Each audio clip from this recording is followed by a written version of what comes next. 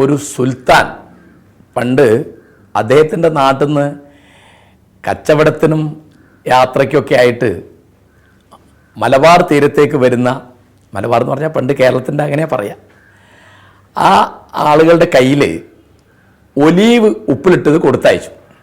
അപ്പോൾ കോഴിക്കോട്ട്, കൊച്ചിയിൽ, തിരുവിതാംകൂറിൽ ഒക്കെ രാജാക്കന്മാർക്ക് ഈ ഒലീവ് ഉപ്പിലിട്ടത് കൊടുത്തു. അപ്പോൾ അവർ തെക്കോട്ട് പോവുകയാണ്, ശ്രീലങ്കയിലേക്ക്, സിലോണിലേക്ക് പോവുകയാണ്.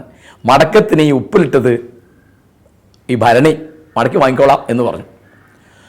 അങ്ങനെ കൊടുത്തു. തിരിച്ചു വരുമ്പോൾ അവർ വാങ്ങി അറേബ്യയിൽ കൊണ്ടുപോയി ഇത് തുറന്നു നോക്കി. അപ്പോൾ എന്താ കാര്യം വെച്ചാൽ ഇതിനകത്ത് മുഴുവൻ സ്വർണ്ണമായിരുന്നു. ഏറ്റവും മുകളിലാണ് ഒലീവ് ഉപ്പിലിട്ടതുണ്ടായിരുന്നത്. അപ്പോൾ അവിടെ എത്തിയപ്പോൾ, മടക്കി കിട്ടിയപ്പോൾ, ഈ കോഴിക്കോട്ട് കൊടുത്ത ഭരണി മാത്രമേ പൊളിക്കാതെ ഉള്ളൂ. മറ്റതൊക്കെ പൊളിച്ചതിലൊക്കെ ഒലീവ് ഉപ്പിലിട്ട് നിറച്ച് വെച്ചിട്ടുണ്ട്.